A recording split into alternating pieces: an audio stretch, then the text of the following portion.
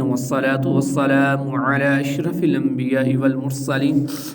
أما بعد فأعوذ بالله من الشيطان الرجيم بسم الله الرحمن الرحيم اللهم صل على سيدنا ومولانا محمد النبي الأمي وعلى آله وصحبه وبارك وسلم اللہ رب العالمین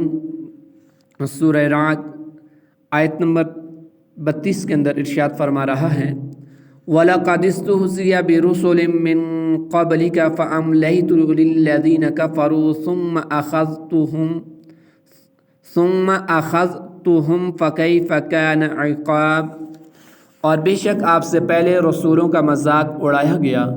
تو میں نے کافروں کو ڈیل دی، پھر میں نے انہیں پکڑ لیا تو میرا عذاب کیسا تھا۔ وَلَقَدِ اسْتُهْزِئَ بِرُسُلٍ مِّن قَبْلِكَ اور بے شک آپ سے پہلے رسولوں کا مذاق اڑایا گیا۔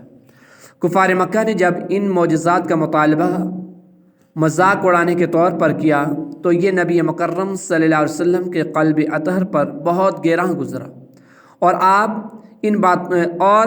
ان باتوں سے آپ صلی اللہ علیہ وسلم کو بہت اذیت اور تکلیف پہنچی، تو اللہ رب العالمین نے اپنے حبیب علیہ السلام کو تسلی دینے کے لیے یہ آیت نازل فرمائی تاکہ آپ علیہ السلام اپنی قوم کے ان جاہلانہ مطالبوں پر صبر فرمائیں۔ چنانچہ ارشاد فرمایا، اے حبیب صلی اللہ علیہ وآلہ وسلم، جس طرح آپ کی قوم نے آپ کا مذاق اڑانے کی نیت سے نشانیاں طلب کی ہیں، اسی طرح باقی انبیاء کرام علیہ السلام کی قوموں نے بھی ان کا مذاق اڑایا تھا۔ پھر میں نے کافروں کو کچھ دنوں کے لیے ڈیل دینے کے بعد عذاب میں گرفتار کر دیا اور دنیا میں انہیں قحط، قتل اور قید کی مصیبتوں میں مبتلا کر دیا اور آخرت میں ان کے لیے جہنم کا عذاب تیار کر رکھا ہے۔ تو اس آیت میں علماء، مبلغین، واعظین کے لیے درس ہے کہ رائے خدا میں تکلیف برداشت کرنا انبیاء کرام علیہ السلام کا طریقہ ہے، اس لیے اگر انہیں رائے خدا میں کسی تکلیف اور پریشانی کا سامنا ہو تو انہیں چاہیے کہ انبیاء کرام علیہ السلام کے حالات اور ان کی سیرت کو سامنے رکھتے ہوئے صبر و تحمل کا مظاہرہ کریں۔ اللہ تعالیٰ نے چاہا تو ان کی تکالیف جلد دور ہو جائیں گی۔ اگلی آیت کے اندر اللہ رب العالمین ارشاد فرما رہا ہے، أَفَمَنْ هُوَ قَائِمٌ عَلَى كُلِّ نَفْسٍ بِمَا كَسَبَتْ وَجَعَلُوا لِلَّهِ شُرَكَاءَ قُلْ سَمُّوهُمْ أَمْ تُنَبِّئُونَهُ بِمَا لَا يَعْلَمُ فِي الْأَرْضِ أَمْ بِظَاهِرٍ مِّنَ الْقَوْلِ بَلْ زُيِّنَ لِلَّذِينَ كَفَرُوا مَكْرُهُمْ وَصَدُّوا عَنِ السَّبِيلِ وَمَن يُضْلِلِ اللَّهُ فَمَا لَهُ مِنْ هَادٍ۔ تو کیا وہ خدا جو ہر شخص پر اس کے اعمال کی نگرانی رکھتا ہے وہ بتوں جیسا ہے؟ ہرگز نہیں، اور وہ لوگ اللہ کے شریک ٹھہراتے ہیں۔ تم فرماؤ، تم ان کا نام تو لو کہ وہ کون ہیں جو خدا کے شریک ہیں، بلکہ تم اللہ کو وہ بات بتاتے ہو جسے وہ زمین میں جانتا ہی نہیں ہے، یا یوں ہی ایک اوپری بات بالکل کافروں کے لیے ان کا فریب خوشنما بنا دیا گیا اور انہیں راستے سے روک دیا گیا، اور جسے اللہ گمراہ کرے اسے کوئی ہدایت دینے والا نہیں۔ افمن هو قائم علی کل نفس بما کسبت، تو کیا وہ جو ہر شخص پر اس کے اعمال کی نگرانی رکھتا ہے۔ اس آیت میں اللہ رب العالمین نے مکہ کے مشرکین کا رد اور انہیں زجر و توبیخ فرمائی۔ آیت کا خلاصہ یہ ہے کہ اللہ رب العالمین جو کہ ہر شخص کا محافظ اور اسے رزق دینے والا ہے، اسے جانتا ہے، اس کے اچھے برے اعمال کو بھی جانتا ہے، نیکیاں کرنے والے کو ثواب دینے والا اور گناہ کرنے والے کو سزا دینے والا ہے، کیا وہ ان بتوں کی مثل ہو سکتا ہے جو ایسے نہیں، بلکہ وہ تو اپنے آپ سے بھی عاجز ہیں، اور جو خود سے عاجز ہوں اور وہ دوسروں کو کیا نفع یا نقصان پہنچا سکتے ہیں۔ لہٰذا عبادت کا مستحق صرف اللہ رب العالمین ہے، نہ کہ وہ بت جنہیں مشرکین اللہ رب العالمین کا شریک ٹھہراتے تھے۔ قل سموہم، تم فرماؤ، تم ان کا نام تو لو، یعنی اے حبیب مکرم آپ ان سے فرمائیں کہ تم جن بتوں کی عبادت کرتے ہو ان کی حقیقت تو بیان کرو کہ ان کا تعلق کس جنس سے ہے اور وہ کس قسم سے تعلق رکھتے ہیں۔ پھر غور کرو کہ کیا وہ عبادت کے لائق ہو سکتے ہیں؟ یقیناً نہیں۔ لہٰذا تمہارا اس کے ساتھ اس شرک کا مطلب یہ نکلا کہ تم اللہ رب العالمین کو اس کے شریک کی خبر دے رہے ہو، حالانکہ اللہ تعالیٰ زمین میں اپنا کوئی شریک موجود نہ ہونے کی وجہ سے اسے جانتا ہی نہیں۔ اگر اللہ تعالیٰ کا کوئی شریک ہو سکتا تو اللہ تعالیٰ کو اس کا علم ضرور ہوتا، کیونکہ اس کا علم ہر چیز کو محیط ہے،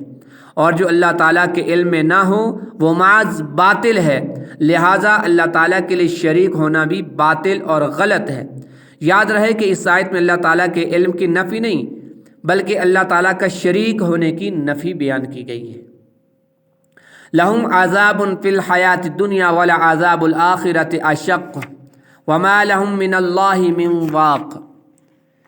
ان کے لیے دنیا کی زندگی میں عذاب ہے اور آخرت کا عذاب یقیناً زیادہ سخت ہے، اور انہیں اللہ سے بچانے والا کوئی نہیں۔ لہم عذاب فی الحیات الدنیا، ان کے لیے دنیا کی زندگی میں عذاب ہے، یعنی ان کے لیے دنیا کی زندگی میں قتل اور قید کا عذاب ہے، اور آخرت کا عذاب یقیناً دنیا کے عذاب کے مقابلے میں زیادہ سخت ہے، اور انہیں اللہ رب العالمین کے عذاب سے بچانے والا کوئی نہیں۔ اس آیت میں بیان کی گئی وعید اگرچہ کافروں کے بارے میں ہے، لیکن اس میں مسلمانوں کے لیے بھی بڑی عبرت ہے، جو اللہ تعالیٰ کی اطاعت و عبادت سے انتہائی دور اور اس کی نافرمانی میں بہت زیادہ مصروف ہیں۔ اگر ان کے گناہوں کی وجہ سے اللہ رب العالمین نے انہیں جہنم میں ڈال دیا تو ان کا حال کیا ہوگا، اس کا اندازہ لگانا انتہائی مشکل ہے۔ مزید عبرت حاصل کرنے کے لیے عذاب جہنم کی سختیاں بیان کرتے ہوئے امام غزالی فرماتے ہیں کہ اے اپنے نفس غافل انسان اور اس فانی اور مٹ جانے والی دنیا پر دھوکہ کھانے والے شخص، اس چیز کی فکر نہ کر جسے چھوڑ کر جانے والا ہے، بلکہ اپنی فکر کی لگام کو اس کی طرف موڑ دے جو تیری منزل ہے، کیونکہ تجھے بتایا گیا ہے کہ سب لوگوں کو جہنم کا جو پل ہے اس سے گزرنا پڑے گا۔ اور اللہ قرآن کے اندر بیان فرماتا ہے وَإِن مِّنكُمْ إِلَّا وَارِدُهَا كَانَ عَلَى رَبِّكَ حَتْمًا مَّقْضِيًّا ثُمَّ نُنَجِّي الَّذِينَ اتَّقَوْا وَنَذَرُ الظَّالِمِينَ فِيهَا جِثِيًّا، اور تم میں سے ہر ایک دوزخ پر سے گزرنے والا ہے، یہ تمہارے رب کی ذمہ پر حتمی فیصلہ کی ہوئی بات ہے۔ پھر ہم ڈرنے والوں کو بچا لیں گے اور ظالموں کو اس میں گھٹنوں کے بل گرے ہوئے چھوڑ دیں گے۔ اب کتنی پیاری بات بیان فرمائی کہ ہے اپنے نفس سے غافل انسان اور اس فانی اور مٹ جانے والی دنیا پر دھوکہ کھانے والے شخص، اس چیز کی فکر نہ کر جسے چھوڑ کر چلے جانا ہے، یعنی دنیا کی فکر نہ کر، دنیا تو گزر جائے گی، اور دنیا کے اندر جتنا بھی ساز و سما ہے، جتنا بھی متاع ہے، مال ہے، دولت ہے، عزت ہے، منصب ہے، ہر چیز کو چھوڑ کے چلے جانا ہے۔ ہاں فکر کر، اور لازمی فکر کر کس چیز کی، کہ جو تیری منزل ہے، جو تیری منزل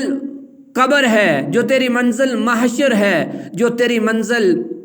پل صراط ہے، میدان محشر ہے، اس چیز کی طرف اپنے راستے کو متعین کر، اور اس چیز کی جد و جہد اور سٹرگل کر کہ تیری منزل کون سی ہے۔ فکر تجھے اپنی منزل کی ہونی چاہیے، نہ کہ اس دنیا کی فکر ہونی چاہیے۔ یہ دنیا کب ختم ہو جائے یا یہ دنیا کی زندگی کب اختتام پذیر ہو جائے اس کی کوئی خبر نہیں، اور مال و متاع ہزاروں برس کا جمع کیے جا رہا ہے،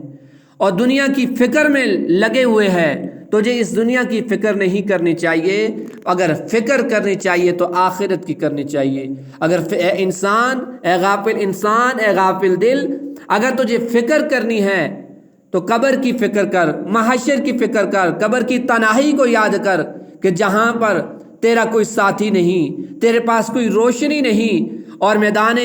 محشر کی فکر کر کہ یوم یفر المرء من اخیہ و امہ و ابیہ و صاحبتہ و بنیہ لکل امرئ منہم یومئذ شأن یغنی، جہاں پر کلوز جو رشتے ہوں گے، جو قریبی رشتہ دار ہوں گے، وہ بھی ایک دوسرے سے منہ چرائیں گے، وہ بھی ایک دوسرے سے دور بھاگیں گے۔ والدین اپنی اولاد سے، اولاد اپنے والدین سے دور بھاگے گا، بیوی اپنے شوہر سے، شوہر اپنی بیوی سے دور بھاگے گا۔ ایک بہترین دوست وصاحبہ و بنی، ایک بہترین دوست ایک دوسرے سے دور بھاگیں گے۔ جو دنیا میں ایک دوسرے کے بغیر زندگی نہیں گزارتے تھے، ایک دوسرے کے بغیر کوئی عمل نہیں کرتے تھے، وہ بھی ایک دوسرے کا ساتھ وہاں پر چھوڑ دیں گے۔ تو اس دن کی فکر کر، اور وہ پل صراط کہ جو بال سے زیادہ باریک ہے اور تلوار سے زیادہ تیز ہے، اس پل صراط سے گزرنا ہے۔ اے غافل انسان، اس کی فکر کر۔ اللہ ہمیں اس قرآن کو سمجھنے کی توفیق عطا فرمائے۔ وما علیہ الا البلاغ۔